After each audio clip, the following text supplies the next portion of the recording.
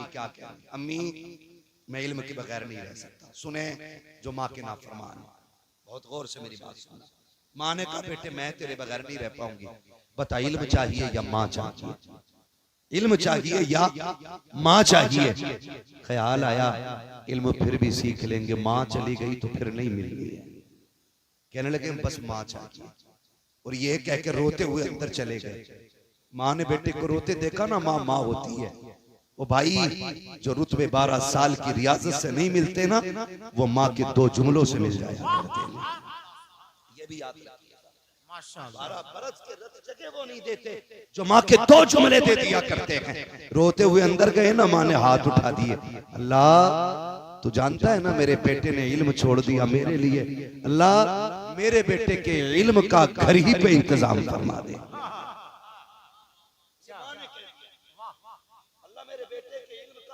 घर पे इंतजाम फरमा दे। ये माँ के जुमले निकले, आप बेकरार थे, रोते हुए समंदर के किनारे चले गए। जब कहे बैठे थे एक पत्थर पे, देखा सामने से ना खूबसूरत दुर्वेश नजर आए, सफेद कपड़े सफेद लिबास, बेहतरीन खूबसूरत चेहरा। देखा आपके करीब आ रहे हैं, आप पत्थर पे बैठे हुए ना आप आंसू बहा रहे थे। उन बुजुर्ग ने आके कंधे पे हाथ रख के कहा बेटे खैर तो है, कंधे से हाथ हटा के कहा बाबा अपना काम करो, मुझे मेरे मामले पे रोने दिया जाए। आप कहते हुआ क्या कहा जाइए मुझे मेरी तकदीर पे रोने दीजिए, मेरे मुकद्दर में इल्म नहीं है। कहा बताओ कहना क्या चाहते हो। कहा बाबा ये दुनिया है, यहाँ लोग रो के सुनते हैं, हंस के उड़ा देते हैं, आपसे क्या दर्द दिल कहना। कहते हैं बता तो सही बेटे, शायद कि मैं तेरे काम आ जाऊं। आने वाले ने इतना कहा, हजरत मखदूम माकिनी कहते हैं बाबा जी बात यह है कि मुझे इल्म से इश्क है और मेरी माँ को मुझसे इश्क है। माँ कहती है तुझे नहीं जाना है, मैं कहता हूँ मैं इल्म नहीं छोड़ सकता। हजरत जी मैंने माँ के लिए इल्म का रास्ता छोड़ दिया है, इतना सुनना था। मखदूम माकिनी से आने वाले बुजुर्ग कहते हैं बेटे परेशान क्यों होता है, आंसू पोंछ ले, आज एक वादा करते हैं तू यहीं आया करना पढ़ने के लिए, हम यहाँ आते रहेंगे पढ़ाने के लिए। मखदूम माकिनी कहते हैं आप हो कौन, आपका भरोसा कैसे किया जाए। आने वाले ने कहा मुझे नहीं जानते हो, मुझे खिज़्र कहा जाता है, मैं तेरी तालीम के लिए आया हूँ। हजरत मखदूम माकिनी कहते हैं क्या आप वही खिज़्र हैं जिनके किस्से माँ ने सुनाए हैं, क्या वही खिज़्र हो जिनकी दास्तान चूल्हे पे बैठ के सुनी है। कहा बेटे मैं वही खिज़्र हूँ। कहा आए किस लिए हो, कहा तुझे पढ़ाने आए हैं। खुशी खुशी कहते हैं तब तो मैं आता रहूंगा। हजरत खिज़्र कहते हैं मखदूम बेटे बात सुनो, एक वादा कीजिएगा कि ये राज किसी से बताओगे नहीं कि मैं तुम्हें पढ़ाने के लिए आता हूँ, जब तक ये राज रखेगा हम पढ़ाने आते रखेंगे। मखदूम पाक ने वादा किया आप पढ़ने आते रखे, ये पढ़ाने आते रखे, लेकिन माँ तो माँ हुआ करती है, आप तो पहल के वक्त में आ जाते, मखदूम माकिनी पढ़ते फिर शाम को वापस जाते। एक दिन माँ ने कलाई थाम ली, कहा मखदूम मेरे लाल। कहा जी अम्मी। कहा रोज दोपहर को चले जाते हो, मैं तलाश करती रहती हूँ कहाँ जाते हो, बेटे तेरे बगैर जी नहीं लगता है। आज माँ ने पूछ लिया है जाते कहाँ हो, दिल तो कहता था झूठ बोल दो, लेकिन इश्क ने कहा जब पहले माँ के लिए इल्म का रास्ता छोड़ा रब ने खिज़्र भेज दिया था, आज फिर माँ को इख्तियार दिया जाए, अल्लाह फिर कोई रास्ता दे देगा। ओ यार माँ बाप से वफा किया करो, माँ बाप से मोहब्बत करना प्यारे। हजरत मखदूम माकिनी कहते हैं अम्मी जान एक राज है। कहा कौन सा राज है, कहते माँ बता नहीं सकता। कहा क्या बात बेटे, ऐसा कौन सा राज है जो माँ से छुपा रखे हो। तब मखदूम माकिनी ने कहा था अम्मी मुझे खिज़्र पढ़ाने आते हैं, मैं रोज उनसे पढ़ने जाता हूँ। माँ खुश हो गई, सीने से लगाया, कहा बेटे रोज पढ़ने के लिए जाना। जब इतना कहा रो दिए, कहने लगे माँ खिज़्र को नहीं आना है। कहा क्यों, कहा उन्होंने वादा किया था कि अगर किसी से बता दोगे तो हम आना बंद कर देंगे। इतना कहा चीख मारी और घर से रोते हुए निकल गए। दिल ने कहा चलो मखदूम उस जमीन पे चलते गए जहाँ उस्ताद आकर के पढ़ाया करते थे। उस्ताद ना सकी, उनके बैठने की जगह देख लेंगे, दिल को करार आ जाएगा। लेकिन सुन प्यारे, जैसे कि मखदूम माकिनी निकले गए, हर दिन का उसूल ये था कि मखदूम पहले जाते थे, खिज़्र बाद में आते थे। लेकिन आज जो जा रखे हैं खिज़्र पहले आ गए हैं, मखदूम बाद में जा रखे हैं। जाकर के क्या देखते हैं, हजरत खिज़्र बैठे हुए हैं, जाके कदम पकड़ लिए। कहा हुजूर आपने तो कहा था राज खुल जाएगा तो नहीं आएंगे, आज क्यों आ गए हो? मैंने तो माँ से बता दिया था। हजरत खिज़र कहते हैं बेटे बेटा सुनो, हमने जो कहा था वही सच है। हमने कहा था पढ़ाने नहीं आएंगे, आज भी पढ़ाने नहीं आए हैं। कहा फिर क्यों आए हो? कहा जब तू घर से चला था माँ ने तेरे आंसू देखे थे, तेरी माँ ने मुसल्ला बिछाया, हाथ फैला के कहा था ओ मेरे मालिक, मेरे बेटे के मालिक, तू मेरा भी मालिक है, खिज़र का भी मालिक है। ए मेरे परवरदिगार, मेरे बेटे ने मेरी खुशी के लिए खिज़र जैसे उस्ताद की कुर्बानी दी है। अल्लाह मेरे बेटे के लिए हर दिन की दरसगाह से बेहतर इंतजाम कर दे। कहते सुनो बेटा, जब तुम्हारी माँ ने इतना कहा, रब ने कहा जाओ खिज़र, जाकर के मेरे बंदे के पास आज पढ़ाना नहीं है बल्कि सीने से सीना लगाना, जितना हो सके उसको सीना बसीना इल्म सीने में उतार दे। नारे तकबीर, नारे रिसालत, अज़मत औलिया कॉन्फ्रेंस, मसलके आला हजरत उर्से अहमदी, सरजमीने बसंतपुर शरीफ। ये तो हो ही नहीं सकता, वली हो और इल्म से दोस्ती ना हो ही नहीं सकता। वली हो और इल्म से दोस्ती ना हो। हाँ ओ भाई, शैतान को सबसे बड़ी खुशी, हमारे उस्ताद ने हमें बचपन में ये बातें पढ़ाई थी, शैतान को सबसे ज्यादा खुशी तब होती है जब किसी बच्चे को मदरसे से रोक लेता है। समझ रहे मेरी बात? सबसे ज्यादा खुशी तब होती है जब किसी बच्चे को मदरसे से रोक दिया जाता है, और सबसे ज्यादा दुख तब होता है जब कोई बच्चा मदरसे में जाके बैठ जाता है। हम नहीं जानते मदरसा क्या है, हमारी आंखें नहीं खुली। आंखें कब खुलेगी? जब हॉस्पिटल में होंगे। हमें तो करोड़ों रुपए की जायदाद पर घमंड था ना कि ये करोड़ों की संपत्ति है, बेटा ऐसा इंजेक्शन लगवाएगा कि हम मरते मरते कूद के खड़े हो जाएंगे। खुदा की कसम, जब अल्लाह गिराता है ना, कोई माई का लाल उठा नहीं सकता है। ये याद रखिए। आज हम कितनी जलील करते हैं, हमारे उस्ताद गिरामी बैठे, ये तमाम तर उलमा बैठे, मदरसों की जिंदगी हमने देखी। मदरसे कफील होते हैं हमारे, और ये मदरसों की देन है जो आज सरों पे टोपियां सलामत है। ये मदरसों की अता है जो आज चेहरों पे दाढ़ियां सलामत है। अगर मदरसे ना होते तो आज कोई जनाजा पढ़ाने वाला नसीब नहीं होता। क्या वजह है जो दुनिया तुम्हारे मदरसों के पीछे है? क्यों बंद करना चाहते मदरसों को? क्यों जेलों में डालना चाहते उलमा को? जानते हैं ये दो चीजें बंद कर दो, एक उलमा का मुंह और दूसरे मदरसे, फिर इस कौम को तबाही से कोई नहीं बचा सकता। यही वजह है जो हमें बंद करने की कोशिश की जाती है। अल्लाह भला करे इन तमाम उलमा का। पहले सिर्फ बेटों के मदरसे कसरत से होते थे, अब तो बेटियों के मदरसे भी कसरत से हो गए। रोक के तो दिखाओ कितना रोको। हाँ भाई, कोशिश करें। हम अपनी जिंदगी के दुख होता है, गैर खिलाफ बोले मदरसे के तो समझ में आता है कि भाई ये दुश्मन है मदरसों का। लेकिन जब अपनी बंदा यानी खुदा का कलमा पढ़ने वाला, हुजूर का लाए हुए दीन का दावा करने वाला कहता हूँ जी मदरसे खाने पीने के बस चोंचले हैं, तब आग लगती है पेट में। यहाँ 4 दिन लेट के देख बेटे, अगर छठी का दूध याद ना जाए तो बात नहीं। फजर में उठ के 2 मिनट नंगे पैर चल ले तो इसका सर फेफड़े सारे जाम हो जाते। सलाम करते हैं मदरसा चलाने वाले, सलाम है इन पढ़ने वालों को जो पूरी सर्दी ठंडे फर्श पे बैठ के कुरान पढ़ के गुजार देते, नज़ला तक नहीं हो पाएगा। वजह क्या है? वजह यह है कि मदरसे वाले सिर्फ तेरे मेहमान नहीं, ये मदीने वाले के मेहमान होते हैं। ये वजह, यही वजह है। हाँ, अगर फोन कर दे ना कोई कि वो मदरसे की रसीद है तो फोन पहले तो हजरत देख के काट देता, फरीद साहब का फोन चंदा ना मार, ऐसे फोन रख दे, फिर उठा कहेगा अगले जुम्मे हजरत भेज देना किसी को, तेरे बाप के नौकर हैं भेज देना, ये उलमा है। वरना सुनो अंजाम में बता दूं, याद रखना, अल्लाह कहता है ये जो घमंड का सरिया गर्दन में डाल रखा है ना, इसे आज निकाल ले, वरना अगर मैं गर्दन तोड़ूंगा कोई माई कलाल सीधी नहीं कर पाएगा।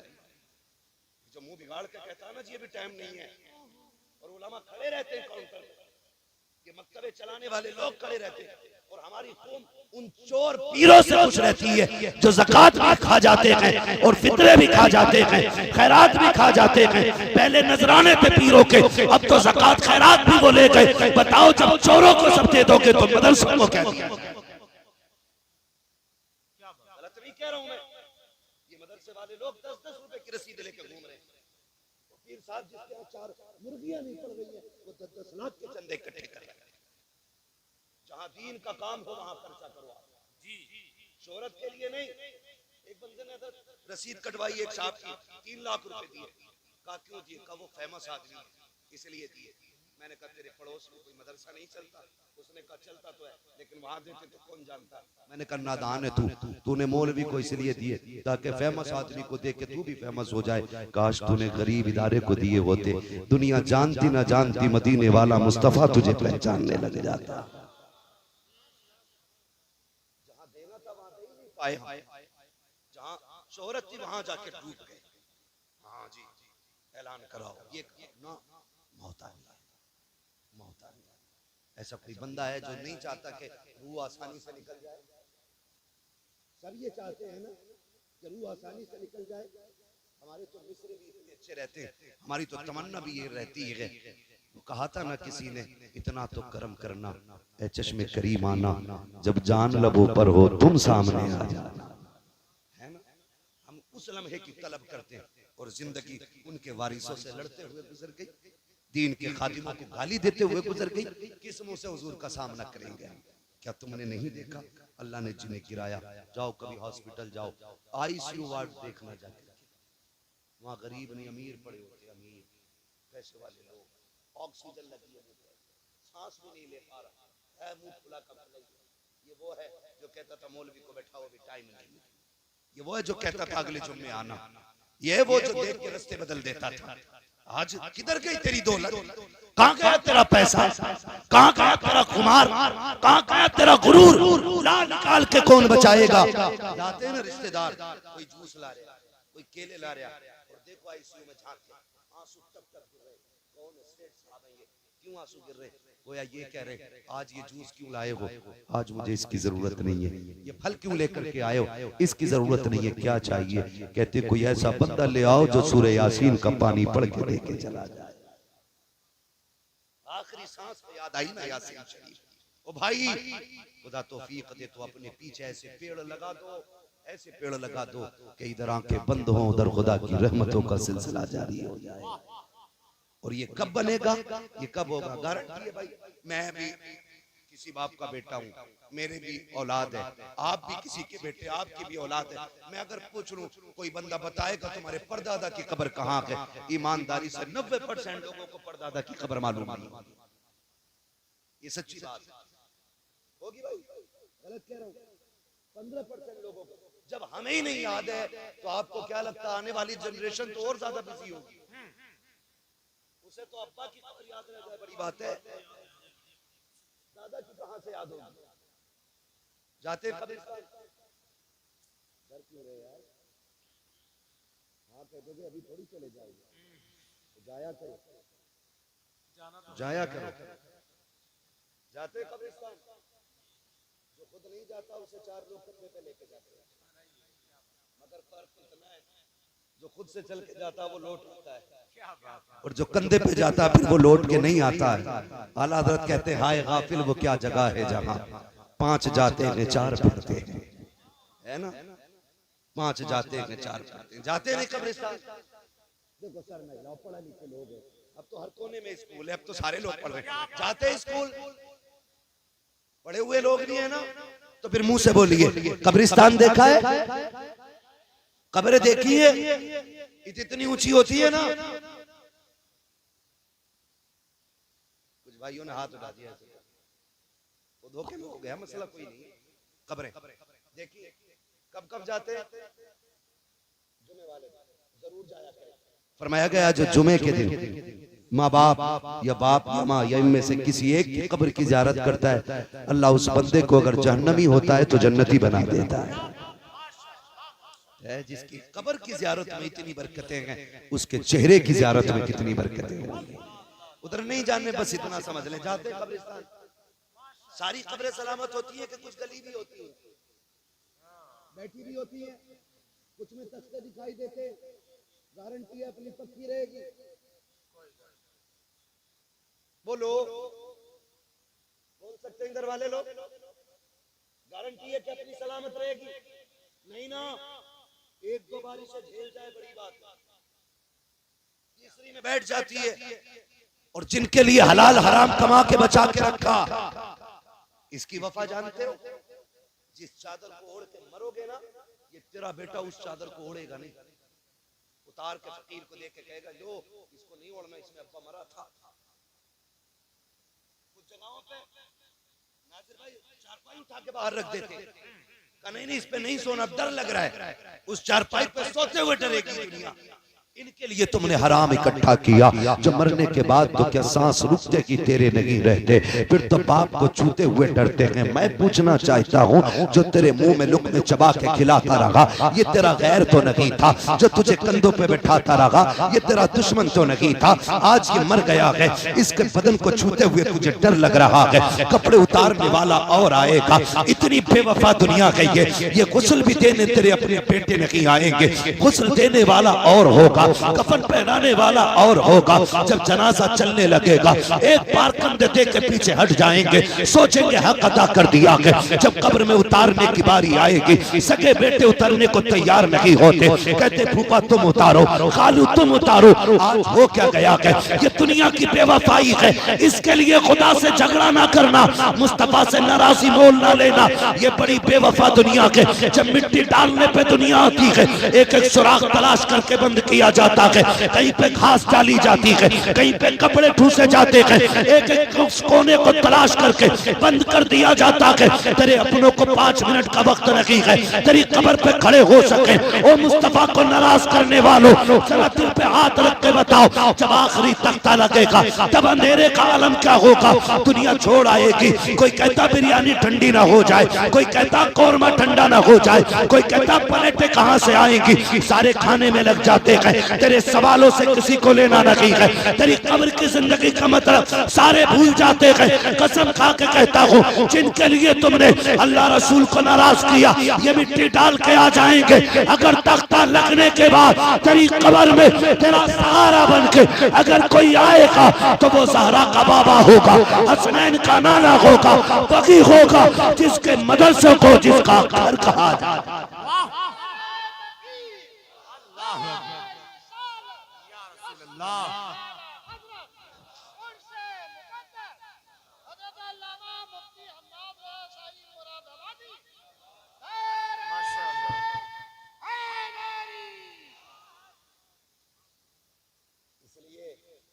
कब्र में काम आए उससे वफा करो। जिसकी वफा दिखावे की है, उसके लिए अल्लाह रसूल को नाराज न करो। उसके लिए अल्लाह रसूल को नाराज न करो। कब्रें होती हैं, बैठ जाती हैं। फूल तो बड़ी बात है, हमें मिट्टी डालने की भी फुर्सत नहीं होती। किसी कब्र में धागे दिख रहे हैं, किसी में हड्डियां दिख रही हैं, किसी में लकड़ियां दिख रही हैं। क्या वो किसी के बाप नहीं थे? आज उनकी औलाद को दुनिया ने इतना घेरा है कि अब्बा की कब्र पे जाके मिट्टी डालने का वक्त नहीं है। आज मिट्टी डालने का वक्त नहीं है। बड़ी बेवफा दुनिया है, बड़ी बेवफा दुनिया है। धोखे में ना आना मेरे भाई, धोखे में ना आना, बचो और अपने आप को बचाओ।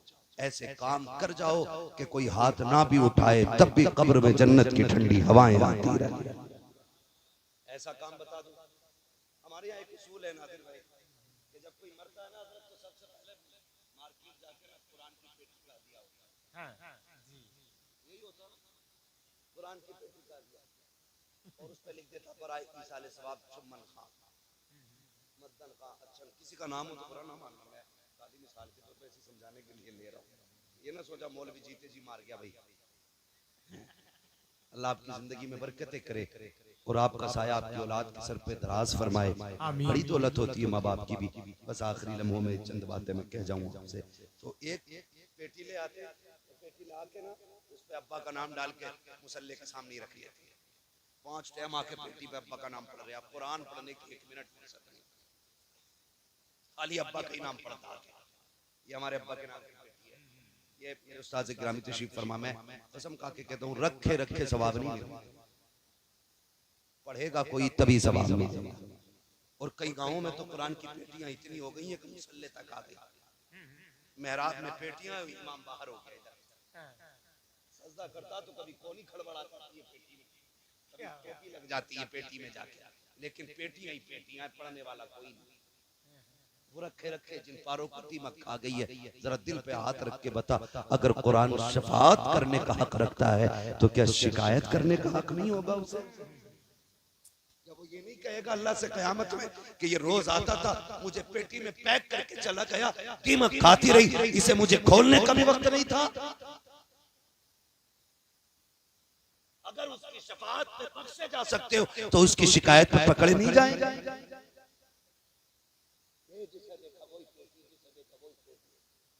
तो भाई काम अगर करना है ना, खुदा तौफीक दे तो इतना करे। मदरसा है ना बन रहा है,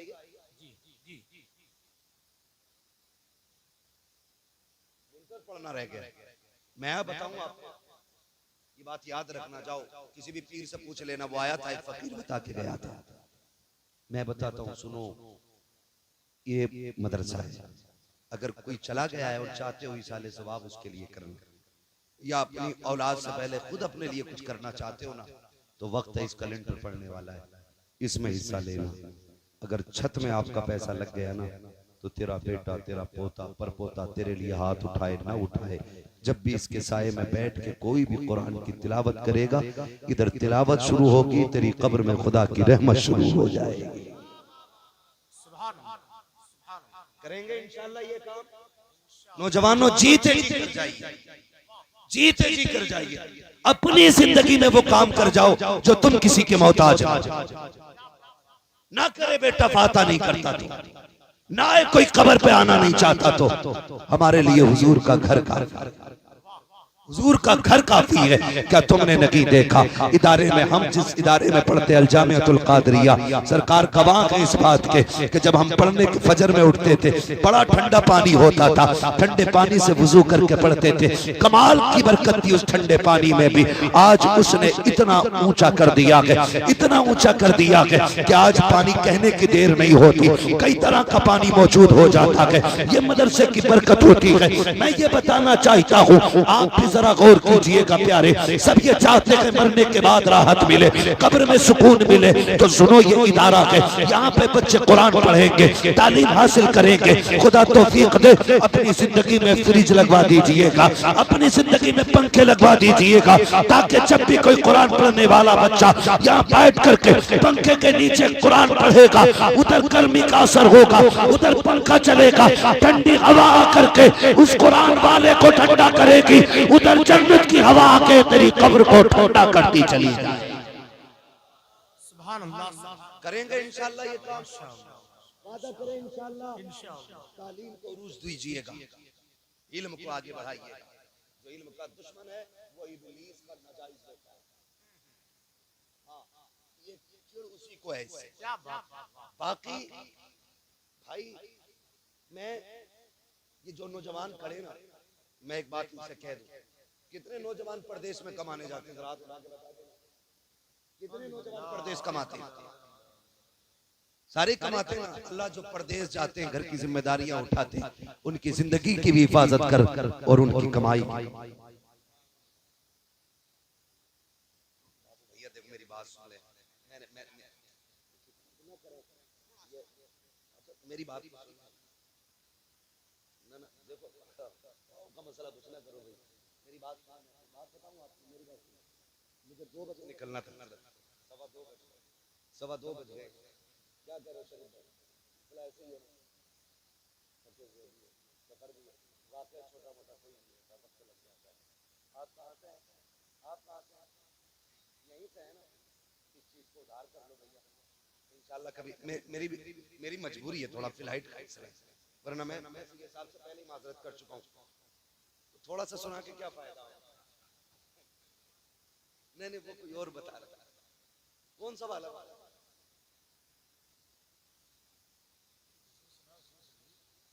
तो मोबाइल में सुन लेते,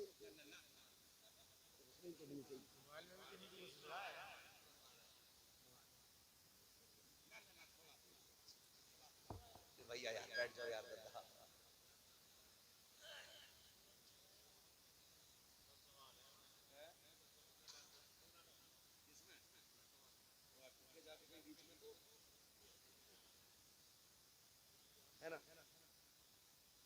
मैंने कहा परदेश जो रहते हैं अल्लाह उन्हें सलामत रखे, और मुश्किल जिंदगी है, मुबारकबाद के मुस्तहिक हैं जो पूरी जिंदगी अपने घर वालों को संभालने में लगा देते हैं, ठीक है ना। जो परदेश रहते हैं वो तो रहते ही हैं, और जो देश में रह के उनकी कमाई के नए कपड़े पहन के कॉलर खड़ा करके घूमते हैं ना, उनसे पूछो क्या करते हो।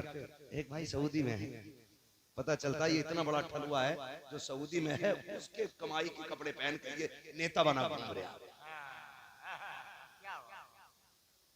हाँ हजरत, और जब वो 10 साल में पलट गया तो वो जीरो का जीरो ही है। पता चला ये नेताजी खा गए सारी, उसे चुनी करनी है, तो उनके साथ इंसाफ किया करो। जो 8 साल 10 साल वतन से बेवतन रहते हैं, मुश्किल होती है वतन की कसम से। वतन की जो परदेश की ईद है ना, वो अपने यहाँ की मौत से भी ज्यादा बदतर होती है। इनका दर्द समझा करें, इनका ख्याल रखा करें। जब परदेश से अगर लौट के आया करें ना, इनकी जिम्मेदारियां ये हैं घर वालों की कि उनके लिए उतना बचा के रख दे ताकि वो यहाँ के इज्जत की रोटी खा सके, ठीक है ना। तो मैं जो कह रहा था, जो लोग परदेश रहते हैं उनसे मेरी गुजारिश रहते ना, दुआओं की सबको जरूरत होती है कि नहीं? बोलो, आपसे होते रहते। एक नौजवान एसी फिटिंग कर रहा था, इधर बहराइच साइड नौजवान था, गिर गया, मर गया। ठेकेदार ने कहा कि नहीं, मैंने बुलाया ही नहीं था काम। ये दुनिया बड़ी मतलबी है, जब तक सांसें चल रही हो आप काम के हो, मर गए आपको पहचानते भी कोई नहीं। सुने, आप फिर वो बीमा करो जिस बीमे की गारंटी मदीने से आया करती है।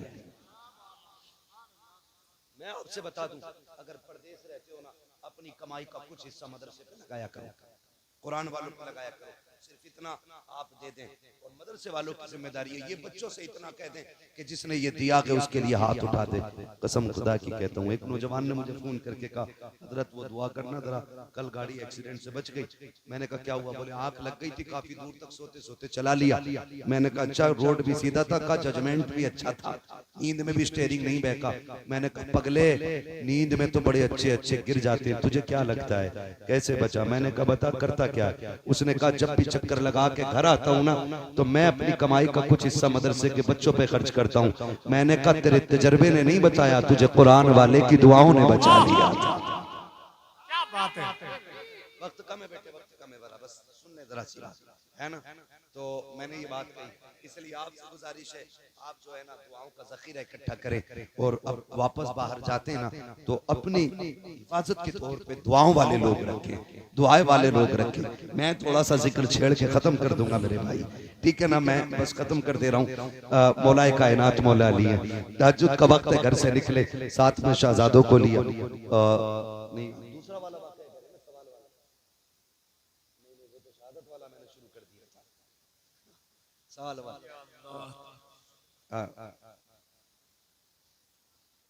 अरे बात सुनो, उनकी शजरे की भी फरमाइश है, आप सवाल कर दे रहे हैं। सवाल किससे? कंपटीशन नहीं, नो कंपटीशन, हंसना नहीं है। हुजूर की महफिल है, हुजूर की महफिल है। मैं सबकी फरमाइश का एहतराम नहीं कर पाऊंगा, मैं सबकी फरमाइश का एहतराम नहीं कर पाऊंगा। जब मेरे नबी ने फरमाया अना मदीनतुल इल्म वाली बाबूहा, मैं इल्म का शहर हूँ, अली उसका दरवाजा है, तो यहूदियों में ना चर्चे होने लग गए कि अली क्या है जिसके लिए नबी ने कहा है कि मैं इल्म का शहर, अली उसका दरवाजा। क्यों ना जाके चेक कर लिया जाए कि अली के पास है कितना। आए ढूंढते ढूंढते हजरत अली को तलाश करते हुए आगे मदीने शरीफ में, सामने हजरत अली जा रहे हैं। उन्होंने रोका, कहने लगे आप कौन? कहा कि मैं अली हूँ। कहा आपको किससे मिलना है? कहा अली से। उन्होंने ऊपर से नीचे तक देखा, कहने लगे क्या जमाने में क्या कोई और भी अली है मदीने में? हजरत अली ने मुस्कुरा के कहा काम बताओ, पूरी कायनात में सिर्फ एक ही अली है, अपना काम बताइए, काम क्या? उन्होंने कहा जी इख्तिलाफ और होता है, मुखालफत और होती है। आज इख्तिलाफ नहीं, मुखालफत है। आज इख्तिलाफ नहीं, मुखालफत है। इख्तिलाफ ये होता है कोई अपना मौक़िफ़ पे दलील अगर दे दे, सामने वाला चुप हो जाए, ये इख्तिलाफ है। मुखालफत ये माननी नहीं है तेरी, चाहे कुरान पढ़ के सुना दे, करनी अपनी। तो आज मुखालिफत है जिसकी वजह से फसाद फैला हुआ, एक दूसरे को नीचा करने की कोशिश, एक दूसरे को नीचा करने की, जलील करने की। याद रखिए अल्लाह जिसे उठा दे कोई माई का लाल गिरा नहीं सकता है, और जिसे खुदा गिरा दे कोई फिर से उसे उठा नहीं सकता है। इज्जत जिल्लत का मालिक अल्लाह, कोई किसी को नीचा करने की कोशिश न करे। उन्होंने कहा कोई और भी अली, आपने फरमाया पूरी कायनात में सिर्फ एक अली है। पूछो क्या पूछना है? कहा सुना है तुम्हारे आका ने तुम्हें इल्म के शहर का दरवाजा कहा है। कहा सच कहा है। कहा हम पूछना चाहते हैं क्या आपके पास वाकई उतना इल्म है? हमारे चंद सवाल हैं। कहा पूछो कौन सा सवाल है? उन्होंने कहा वो एक क्या है जिसका जैसा दूसरा कोई नहीं, वो दो बताएं जिसके जैसा तीसरा कोई नहीं, वो तीन बताएं जिसके जैसा चौथा कोई नहीं, वो पांच बताएं जिसके जैसा छठा कोई नहीं, वो छह बताएं जिसके जैसा सातवां कोई नहीं, वो सात बताएं जिसके जैसा आठवां कोई नहीं। इसी तरह पूछते पूछते 12 तक पहुंच गए। मौलाए कायनात ने एक एक करके सबका जवाब देना शुरू किया। हजरत अली फरमाते हैं वो एक खुदा है जिसके जैसा कोई दूसरा नहीं है। बोले जरा सुभान अल्लाह। सुभान अल्लाह। अब तो तुम्हारी मर्जी की कर रहा हूँ, थोड़ी सी करनी, पूरी नहीं कर पाऊंगा। आप फरमाते हैं वो एक खुदा है जिसके जैसा कोई दूसरा नहीं। उन्होंने कहा वो दो बताओ जिसके जैसा तीसरा कोई नहीं। आप फरमाते हैं वो दिनों रात है जिनके जैसा तीसरा कोई नहीं है। उन्होंने कहा वो तीन बताइए जिसके जैसा चौथा कोई नहीं। आप फरमाते हैं वो लोह कलम कुर्सी है जिसके जैसा चौथा कोई नहीं। कहा वो चार बताओ जिसके जैसा पांचवा कोई नहीं। आप फरमाते हैं तुरह ज़बूर इंजील कुरान, ये चार आसमानी किताबें ऐसी हैं जिनके जैसा पांचवा कोई नहीं। कहते हैं वो पांच बताओ जिनके जैसा छठा कोई नहीं है। आप फरमाते हैं ज़ोहर असर मगरिब इशा फजर, ये पांच नमाजें हैं जिनके जैसा छठा कोई नहीं है। वो कहते हैं वो छह बताओ जिनके जैसा सातवां कोई नहीं। आप फरमाते हैं वो 6 दिनों रात है जिनमें अल्लाह ने जमीन और आसमान को पैदा किया है। कहा वो 7 बताओ जिनके जैसा आठवां कोई नहीं। आप फरमाते वो 8 के जैसा आठवां कोई नहीं है। काबे के तवाफ भी साथ है। बोलो सुभान अल्लाह। फिर वो कहते हैं वो 8 बताओ जिसके जैसा नवा कोई नहीं है। आप फरमाते हैं हजरत सालेह अलैहिस्सलाम के भागी उम्मती हैं जिनके जैसा नवा कोई नहीं है। ये बताते बताते बात 12 तक पहुंच गई। मैं सारा नहीं बताऊंगा। जब सारे आप जवाब दे चुके ना, उसके बाद आप कहते हैं ये जवाब हो गए। उन्होंने कहा ये जवाब तो मुकम्मल हो गए। फिर सर जोड़ के बैठे, ऐसा सवाल करो ये फंस जाएं। हजरत अली नमाज के लिए जा रहे, आस्तीनें ऊपर किए, जल्दी करो नमाज जा रही है। काली ठहरिए, वो ये सोच रहे थे रुकेंगे तो नमाज जाएगी और जाएंगे तो सवाल रह जाएंगे, जीत हमारी होनी है। आप कहते हैं जल्दी करो। उन्होंने सबने सर जोड़े, कहने लगे एक सवाल का जवाब और दे जाओ। कहा क्या? कहा वो कौन से जानवर हैं जो अंडे देते हैं, वो कौन से जानवर हैं जो बच्चे देते हैं? वो तो ये सोच रहे थे अली ये बताएंगे कि मोर, तीतर, बटेर, एक एक करके बताएंगे, तब भी नमाज का वक्त चला जाएगा। लेकिन अली अली है, फरमाते वक्त कम है, बता मैं दे रहा हूँ, हिसाब तुम लगा देना। कहा क्या? कहा जाओ पूरी दुनिया घूम के आ जाओ, जिन जानवरों के कान अंदर को होते हैं वो अंडे देते हैं, जिनके बागर होते हैं वो बच्चे देते हैं। का मिसाल का चुहिया कितनी छोटी होती है, कान बागर होते हैं, बच्चे देती है। मछली डॉल्फिन कितनी बड़ी होती है, कान अंदर को होते हैं, अंडे देती है। जब सब जाने लगे उन्होंने दामन पकड़ा, काली ऐसे ना जा, हमें भी अपना बना। का ऐसे भी क्या जल्दी है? उन्होंने कहा अली मान गए हैं, अगर अली का इल्म ऐसा है तो नबी का इल्म कैसा? जब उनके गदा भर देते हैं शाहाने ज़माना की झोली, मोहताज का जब ये आलम गए मुख्तार का आलम, क्या होगा? अब शजरा उधार रहेगा। अब नहीं भाई, अब सारी मन की नहीं होगी, कुछ हमारी भी होगी। वादा करते हैं इंशाअल्लाह मदरसों को मजबूत करेंगे, वादा करें इंशाअल्लाह तालीम को मजबूत करेंगे, कुरान का शौक पैदा करेंगे, मौत की तैयारी करेंगे, कब्र ठंडी करेंगे और फिर फख्र से करेंगे लहद में इश्क़ रुख़े शाह का दाग लेके चले, अंधेरी रात सुनी थी चराग लेके चले, तेरे गुलामों का नक्शे कदम है राग़े खुदा, वो क्या भटक सके जो ये सुराग लेके चले। बस जो हुए गलत उनको माफ फरमाए रब्बे कायनात। जिंदगी ने दिया साथ फिरों की मुलाकात, चमन रहा फूल खिलेंगे, जिंदगी रखी फिर मिलेंगे। सारे लोग